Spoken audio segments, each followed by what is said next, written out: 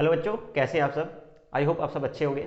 बच्चों आज हम लोग पढ़ने वाले हैं क्लास 9th साइंस में चैप्टर नंबर 8 जिसका नाम है गति। ठीक है, अध्याय जो 8 है, अध्याय 8 क्या है? गति। इसे मोशन भी कहते हैं इंग्लिश में। अब देखिए हम लोग इस चैप्टर में क्या क्या पढ़ने वाले हैं। तो सबसे पहले हम लोग जानेंगे मोशन होता क्या है, मोशन को हम लोग डिफाइन कैसे करते हैं, परिभाषित कैसे करते हैं। ठीक है, मोशन या गति। गति देखिए, गति क्या होती है। देखिए वस्तु दो अवस्था में मिल सकती है हमें, गति अवस्था में या फिर विराम अवस्था में। तो सबसे पहले हम लोग बात करते हैं गति अवस्था। गति अवस्था क्या होती है? देखिए गति अवस्था या स्टेट ऑफ मोशन, ठीक है, इसे हम लोग बोलते हैं state of motion. State of motion मतलब जब क्या हो, ऑब्जेक्ट मोशन में हो। हम ऑब्जेक्ट को मोशन में कब बोलेंगे?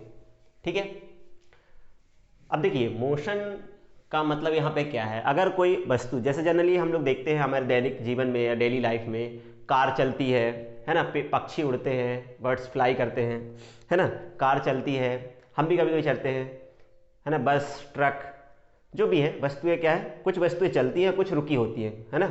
अभी हम लोग जैसे रेस्ट पर हैं, अभी मैं रुका हुआ हूँ अपने स्थान पे, कभी मैं चलता हूँ, है ना। इस तरह आप भी कभी रुके होते हैं, कभी चलते हैं। कुछ चीज़ें रुकती हैं, चलती हैं, है ना, और कुछ चीज़ें हमेशा गतिशील हैं, मोशन पे है। जैसे जो पृथ्वी है, सूर्य के चारों ओर क्या कर रही है, गति कर रही है। बाकी ग्रह भी गति कर रहे हैं, वो लगातार क्या कर रहे हैं, गति कर रहे हैं। ठीक है, तो कुछ गतियाँ लगातार चलती रहती है, कुछ वस्तुएं रुकती है फिर चलती है ना। जैसे पेड़ है, पेड़ रुका हुआ है, ठीक है। अब लेकिन देखिए यहाँ गति और स्थिर अवस्था को, दो ही प्रकार की अवस्थाएं होंगी, गति अवस्था या फिर स्थिर अवस्था। या कोई वस्तु रुकी होगी या तो चल रही होगी, दो ही स्थितियां हो सकती हैं, है ना। गति अवस्था को हम लोग कैसे परिभाषित करते हैं? देखिए गति अवस्था या विराम अवस्था बताने के लिए हम लोग एक निर्देश तंत्र लेते हैं। निर्देश तंत्र, है ना, निर्देश तंत्र एक ऐसी जगह होती है जहां से हम वस्तुओं को देखते हैं। ठीक है, थोड़ा सा मैं निर्देश तंत्र के बारे में बोल देता हूं। निर्देश तंत्र, निर्देश तंत्र, वैसे 9th में आप लोग इतना ज़्यादा निर्देश तंत्र के बारे में नहीं दिया, लेकिन आप लोग समझे तो अच्छा रहेगा। निर्देश तंत्र क्या होता है? एक ऐसी जगह, ऐसी जगह, ऐसे बोल सकते हैं, ऐसी जगह, जगह मैं बहुत सिंपल शब्दों में समझा रहा हूँ, ऐसी जगह जहाँ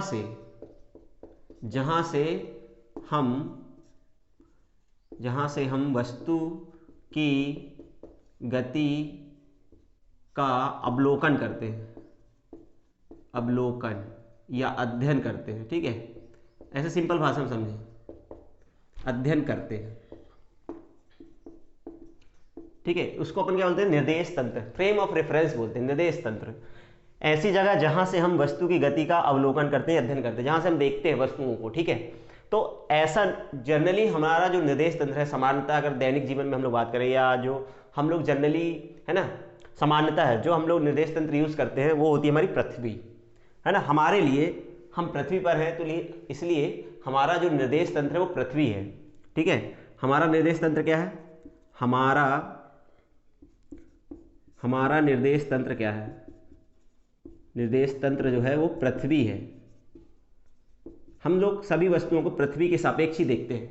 जैसे अगर हम बोले पेड़ है, पेड़ पृथ्वी के सापेक्ष स्थिर अवस्था में है, पेड़ पृथ्वी के सापेक्ष स्थिर अवस्था में है।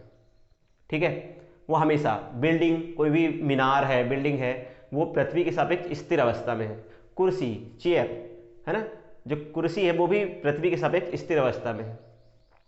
तो हम जब भी बोलते हैं यदि कोई वस्तु विराम अवस्था में है या गति अवस्था में, इसका मतलब वो पृथ्वी के सापेक्ष स्थिर अवस्था में है। देखिए निर्देश तंत्र को मैं थोड़ा सा और समझाता हूं।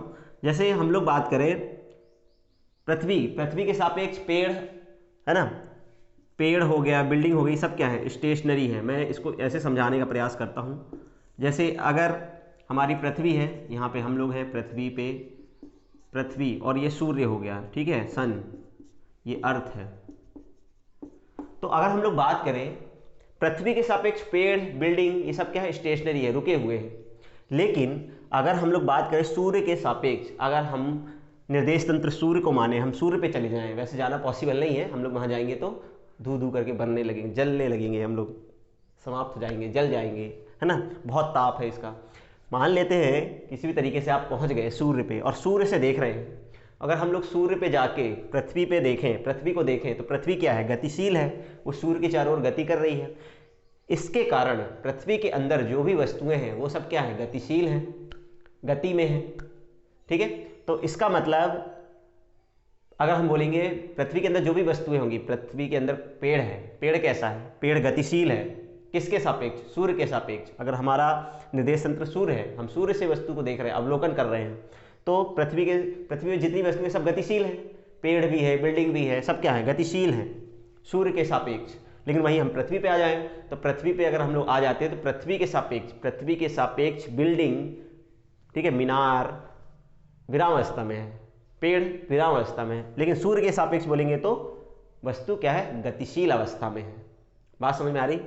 तो गतिशील विरामावस्था बताना एक ऐसा हम लोग सापेक्षिक शब्द है, ये सापेक्ष। हम किसके सापेक्ष बात कर रहे हैं, हमारा निर्देश तंत्र क्या है। हम पृथ्वी के सापेक्ष बोलेंगे तो पेड़ विरामावस्था में है, बिल्डिंग विरामावस्था में, कुर्सी विरामावस्था में। लेकिन सूर्य के सापेक्ष अगर हम लोग बात करेंगे तो सूर्य के सापेक्ष पेड़ गतिशील अवस्था में है, सूर्य के सापेक्ष बिल्डिंग गतिशील अवस्था में, सूर्य के सापेक्ष कुर्सी गतिशील अवस्था में।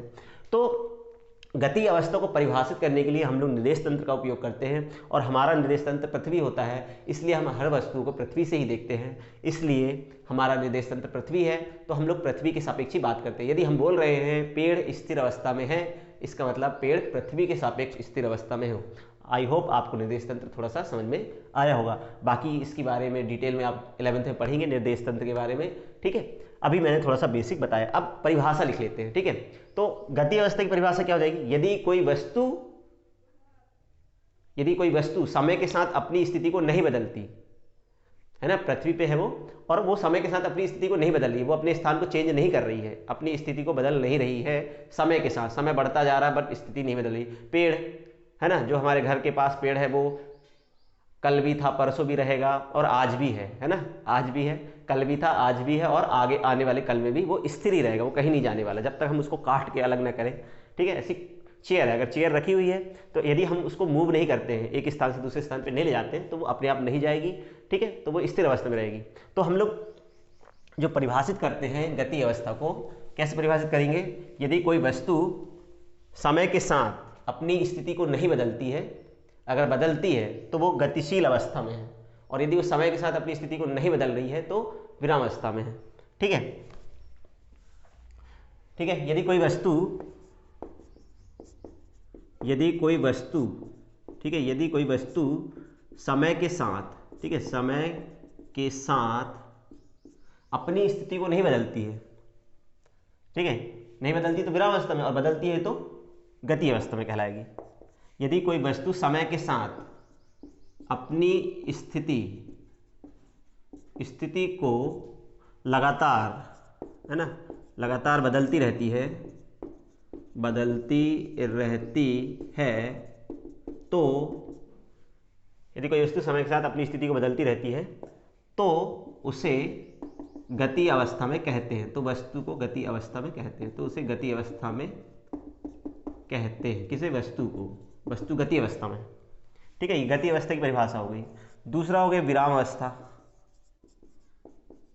विराम अवस्था क्या है, विराम अवस्था क्या है, यदि कोई वस्तु समय के साथ अपनी स्थिति को नहीं बदलती है, ठीक है, यह नहीं वर्ड यूज करेंगे, यदि कोई वस्तु समय के साथ अपनी स्थिति को नहीं बदलती है, यदि कोई वस्तु समय के साथ अपनी स्थिति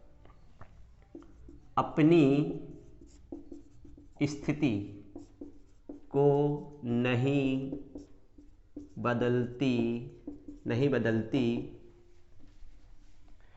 नहीं बदलती है तो उसे विराम अवस्था में कहते हैं, विराम अवस्था में कहते हैं, मतलब वस्तु क्या हुई, विराम अवस्था में होगी, ठीक है। ये गति अवस्था और विराम अवस्था की परिभाषा हो गई, ठीक है। यदि कोई वस्तु समय के साथ अपनी स्थिति को लगातार बदलती रहती है तो उसे गति अवस्था में कहते हैं। यदि कोई वस्तु समय के साथ अपनी स्थिति को नहीं बदलती है तो उसे विराम अवस्था में कहते हैं। जैसे मैंने बताया, गति अवस्था और विराम अवस्था सापेक्षिक क्या है, शब्द है। सापेक्षिक मतलब हम किसके सापेक्ष बात कर रहे हैं, पृथ्वी के सापेक्ष बात कर रहे हैं कि सूर्य के सापेक्ष, ठीक है। तो हम ऐसा नहीं कह सकते कोई वस्तु स्थिर अवस्था में है या कोई वस्तु गतिशील अवस्था में। हमारा निर्देश तंत्र क्या है, हम किसके सापेक्ष बात कर रहे हैं, जनरली, है ना, सामान्यता हमारा जो निर्देश तंत्र होता है वो क्या होता है बेटा, हमारा निर्देश तंत्र पृथ्वी होती है, इसलिए हम पृथ्वी के सापेक्ष ही बात करते हैं। ठीक है, चलिए इसे नोट कर लीजिए, फिर हम लोग आगे बढ़ते हैं। अब देखिए, आई होप आपने नोट कर लिया होगा। अब आगे बढ़ते हैं हम लोग। अब देखिए, गति से संबंधित कुछ परिभाषाएं की बात करेंगे हम लोग, गति से संबंधित। ठीक है, गति से संबंधित परिभाषाएं, कुछ परिभाषाएं इस वीडियो में देखेंगे और कुछ आगे की वीडियो में हम लोग देखेंगे। ठीक है, तो पहली गति से संबंधित परिभाषा, गति से संबंधित परिभाषाएं। ठीक है, गति से संबंधित परिभाषाओं में सबसे पहला आता है, ठीक है, सबसे पहला आती है दूरी, दूसरा होता है विस्थापन, तीसरा होता है चाल, और चौथा होता है वेग, और पांचवा होता है त्वरण। ठीक है, त्वरण, डिस्टेंस, पहला है डिस्टेंस, दूरी, डिस्टेंस, डिस्प्लेसमेंट, चाल, स्पीड। ठीक है, स्पीड, वेग, वेलोसिटी, और त्वरण, एक्सीलरेशन। ये 5 डेफिनेशंस हैं जिन्हें हमें पढ़ना है। ये मोशन को डिफाइन करते हैं, इससे हम लोग मोशन को समझ सकते हैं। ठीक है, तो सबसे पहला शब्द है दूरी। चलिए सबसे पहले हम लोग देखेंगे दूरी क्या होती है। ठीक है, दूरी को पढ़ते हैं। दूरी, डिस्टेंस। ठीक है, अब कोई वस्तु अगर चल रही है, यदि कोई वस्तु चल रही है तो मान लेते हैं एक वस्तु चली, ए से बी पे गई, एक स्थान से, मान लो भोपाल से दिल्ली गई, भोपाल से दिल्ली। ठीक है, दिल्ली गई, तो भोपाल से दिल्ली गई, तो ठीक है, तो अपनी यात्रा के दौरान उसने कुछ डिस्टेंस चली, कुछ रास्ता कवर किया, यहाँ से यहाँ गई, ए से बी पॉइंट पे गई। कोई वस्तु, एक ट्रेन चली, भोपाल से दिल्ली पहुँची, उसने कुछ रास्ता चला, इस रास्ते की लंबाई क्या है, दूरी। तो कोई वस्तु गति के दौरान यदि जो वस्तु या कोई वस्तु गति के दौरान जितना रास्ता तय करती है, उस रास्ते की लंबाई को क्या कहते हैं, दूरी कहते हैं। ठीक है, कोई वस्तु गति के दौरान, ठीक है, या हम बोलेंगे वस्तु द्वारा गति के दौरान चले गए रास्ते की लंबाई को तय किए गए, है ना, किसी वस्तु द्वारा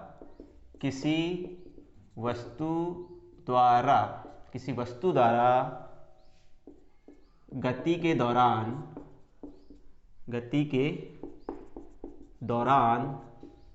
तय किए गए रास्ते की लंबाई को दूरी कहते हैं। ठीक है, क्या कहते हैं, दूरी कहते हैं। किसी वस्तु द्वारा गति के दौरान तय किए गए रास्ते की लंबाई को दूरी कहते हैं। ठीक है, मान लो यहाँ से यहाँ तक की दूरी जो है 200 किलोमीटर है, सपोज करो, तो यहाँ से यहाँ तक की जो दूरी है ना, यहाँ से यहाँ तक की जो दूरी है 200 किलोमीटर, इसको मतलब रास्ते की लंबाई 200 किलोमीटर है, तो रास्ते इसको ये दूरी कितनी हो जाएगी, ए से बी तक की जो रास्ते की लंबाई है वो दूरी कहलाएगी, और कितनी हो जाएगी ये। ठीक है, कुछ चीज़ें और दूरी के बारे में, इसको हम लोग, इसकी जो यूनिट होती है, इसकी यूनिट हम लोग बोले मात्रक। इसका मात्रक जो होता है वो होता है मीटर। क्या होता है, मीटर। इसको हम लोग स्मॉल m से रिप्रेजेंट करेंगे। अगला चीज, यह अदिश राशि है। ठीक है, इसका अगर हम लोग बोले संकेत, ये तो ठीक है, संकेत कैसे रिप्रेजेंट करते हैं, कई लोग डी से रिप्रेजेंट करते हैं, कई लोग एस से, डी एस, ठीक है, बड़ा डी छोटा डी जो भी यूज़ करना हो, कई लोग एक्स से भी कर सकते हैं।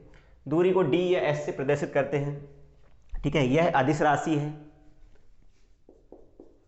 अदिश राशि है। इसमें दिशा नहीं होती। कैसी राशि है ये, अदिश राशि है। ठीक है, कैसी राशि है, अदिश होती है।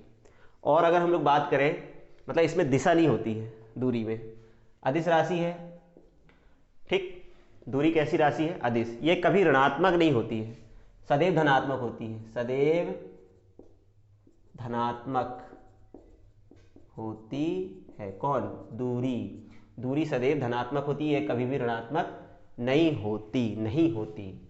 ठीक है, ये तो हम लोगों ने बात की दूरी की। तो दूरी वस्तु द्वारा गति के दौरान तय किए गए रास्ते की लंबाई को दूरी कहते हैं।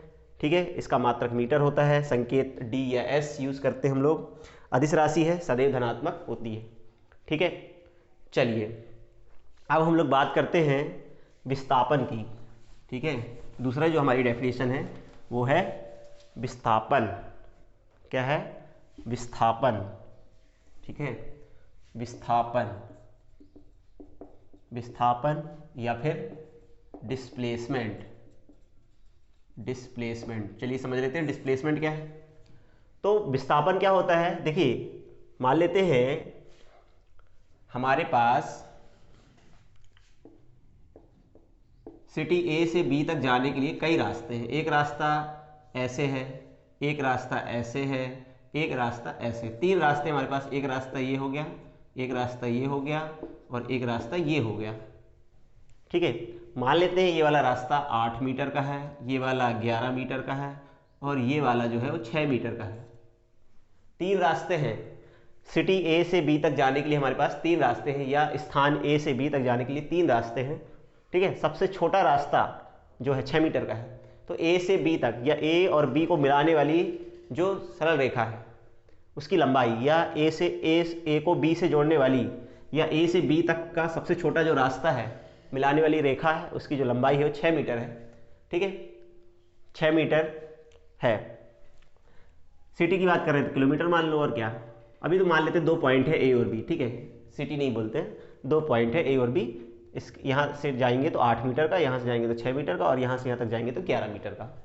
ठीक है, तो दो बिंदुओं को जोड़ने वाली जो ये जो रेखा है, और मतलब इन दोनों बिंदुओं के बीच के जो सबसे छोटा रास्ता है, या इन दोनों बिंदुओं के बीच की मिनिमम दूरी कितनी है, 6 मीटर। सबसे छोटा रास्ता या इन दोनों बिंदुओं के बीच का सबसे कम दूरी जो है वो 6 मीटर है। ए से बी तक जाना है, जल्दी से जल्दी जाना है, तो इस रास्ते से हम लोग जा सकते हैं। तो विस्थापन क्या होता है, मान लेते हैं एक है ना, एक वस्तु यहाँ से यहाँ पे गई तो इसकी प्रारंभिक स्थिति और ये अंतिम स्थिति कहलाएगी। मान लो ए से बी पे गई, एक कार गई ए से बी तक, तो प्रारंभिक स्थिति और अंतिम स्थिति, प्रारंभिक स्थिति और इसको बोलेंगे हम अंतिम स्थिति। प्रारंभिक स्थिति और अंतिम स्थिति के बीच की न्यूनतम दूरी को हम लोग विस्थापन कहते हैं। ठीक है, परिभाषा क्या है, वस्तु की प्रारंभिक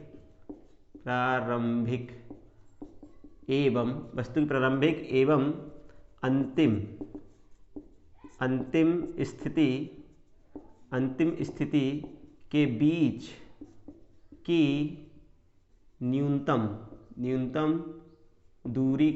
न्यूनतम दूरी को क्या कहते हैं, न्यूनतम दूरी को विस्थापन कहते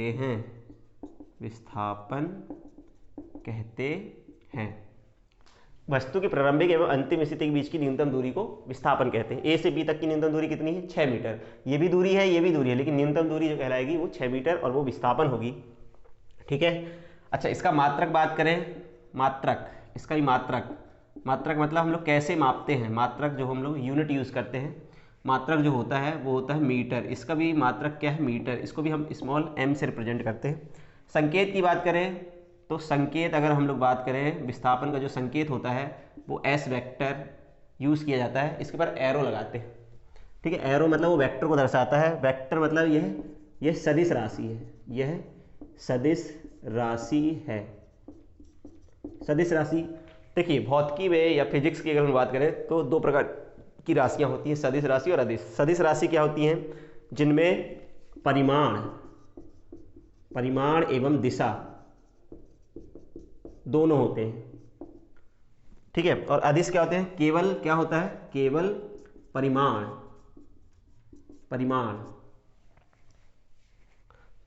मैग्नीट्यूड। तो 6 मीटर तो है, 6 मीटर के साथ साथ एक दिशा जाना पड़ेगा, है ना। हमको ए से बी तक न्यूनतम दूरी में पहुंचना है तो हमको एक निश्चित दिशा चलनी पड़ेगी। तो इसमें दिशा का होना जरूरी है, क्योंकि अगर हम किसी और दिशा में जाएंगे तो बी तक नहीं पहुंच पाएंगे। तो ए 6 मीटर तो चलना है, लेकिन निश्चित दिशा में चलना है। किसी भी दिशा में आप नहीं चल सकते 6 मीटर, यहाँ चलेंगे 6 मीटर, यहाँ चलेंगे तो बी तक नहीं पहुँचेंगे।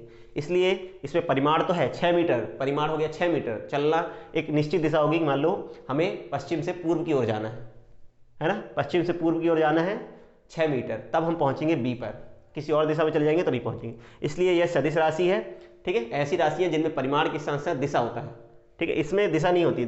200 किलोमीटर कहीं से भी जाओ, किसी भी रास्ते से जाओ, 200 किलोमीटर चलो, आप बी तक पहुंचेंगे और वो दूरी कहलाएगी। अब यहाँ पे सदिश राशि है, ठीक है। विस्थापन कैसी राशि है? सदिश राशि है। यह धनात्मक, ऋणात्मक, शून्य तीनों हो सकती है। यह धनात्मक, ऋणात्मक एवं शून्य हो सकती है। ये तीनों चीज हो सकती है, धनात्मक, ऋणात्मक, शून्य, ठीक है। यह तीनों चीज धनात्मक, ऋणात्मक, शून्य, पॉजिटिव, नेगेटिव और जीरो हो सकता है, ठीक है। अब देखिए, अगर कई बार हम लोग को एग्जाम में डिफरेंस लिखने को आ जाता है, what is difference between distance and displacement, ठीक है। तो हम इनमें डिफरेंस भी लिख सकते हैं। डिफरेंस सबसे पहला, अगर हमारे पास क्वेश्चन आता है तो सबसे पहले डेफिनेशन लिख देंगे, पहला पॉइंट तो डेफिनेशन हो जाएगी। दूसरा, डिफरेंस में हम लोग क्या लिख सकते हैं? देखिए, ये दोनों तो सिमिलर चीज़ हैं, या ये मीटर, यूनिट तो दोनों की सेम है, ये तो डिफरेंस में आएगा नहीं। डिफरेंस में लिखेंगे इसे डी से या एस से रिप्रेजेंट करते हैं, यहाँ इसे एस वेक्टर से रिप्रेजेंट करते हैं, दूसरा पॉइंट। तीसरा, यह अदिश राशि है, यह सदिश राशि है। यह धनात्मक, ऋणात्मक, मतलब यह केवल धनात्मक होती है, दूरी कभी ऋणात्मक नहीं होती, यह सदैव धनात्मक होती है। यह धनात्मक, ऋणात्मक, शून्य हो सकती है। एक और पॉइंट लिख सकते हैं, दूरी जो होती है ना, दूरी का जो मान होता है, दूरी का मान विस्थापन के बराबर या उससे ज़्यादा होता है, ठीक है। दूरी, ये लिख सकते हैं, दूरी सदैव विस्थापन के बराबर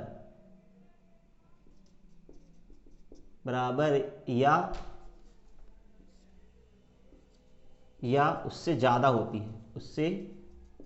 होती है, ज़्यादा कब नहीं हो सकती, ठीक है, बराबर हो सकती है। दूरी सदैव विस्थापन के बराबर या उससे ज़्यादा होती है, ठीक है। और अपन लिख सकते हैं विस्थापन का परिमाण, मतलब मान, विस्थापन का परिमाण दूरी से कम या बराबर हो सकता है। विस्थापन का परिमाण दूरी से कम या बराबर हो सकता है। विस्थापन कभी भी दूरी से ज़्यादा नहीं हो सकता है, ठीक है। इस बात को हम लोग एग्जाम्पल से भी समझ सकते हैं, आप इसे नोट कर लीजिए, फिर मैं एक दो एग्जाम्पल से आपको समझा देता हूँ, ठीक है। चलिए देखिए, आप इसे नोट कर लेंगे वीडियो पॉज करके। अब मैं एक दो क्वेश्चंस लेके आपको समझा देता हूँ कि दूरी विस्थापन में क्या डिफरेंस है, ठीक है। दूरी और विस्थापन में क्या डिफरेंस है, देखिए।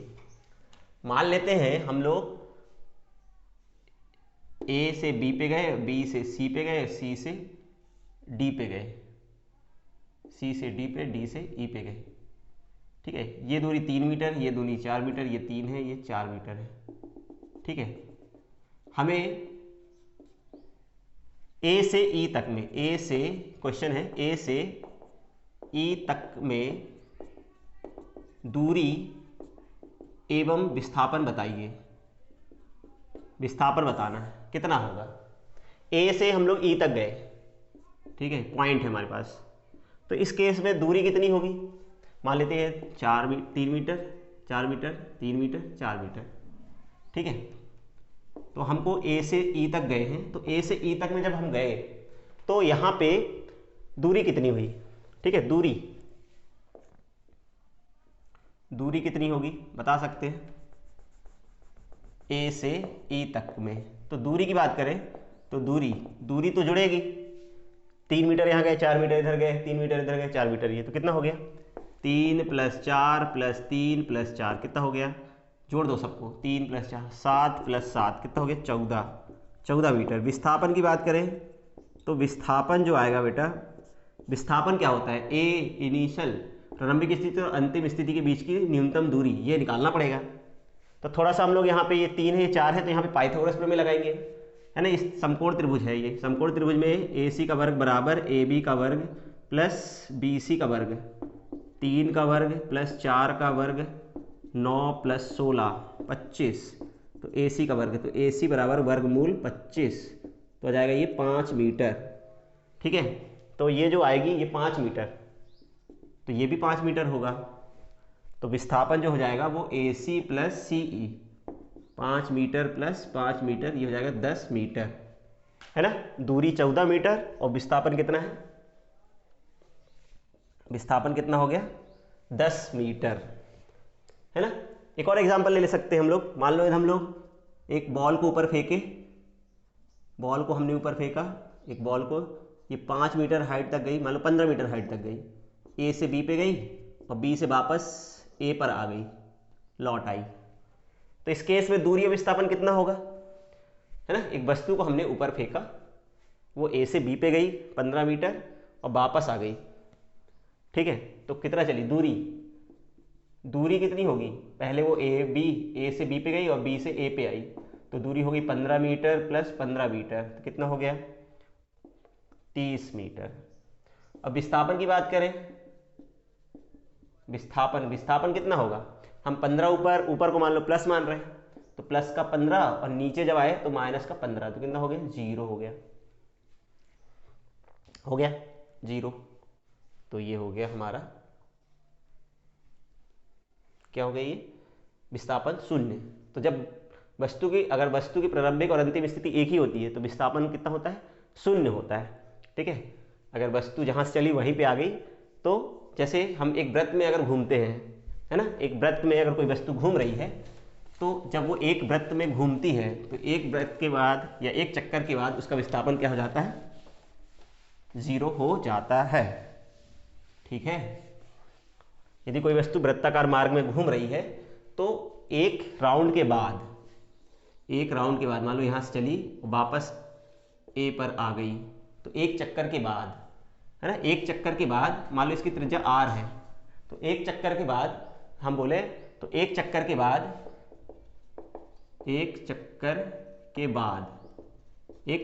अगर बोले एक चक्कर के बाद दूरी कितनी होगी, दूरी जो हो जाएगी 2πr, इसकी परिधि के बराबर, और विस्थापन कितना हो जाएगा, विस्थापन 0 हो जाएगा, सही है कि नहीं।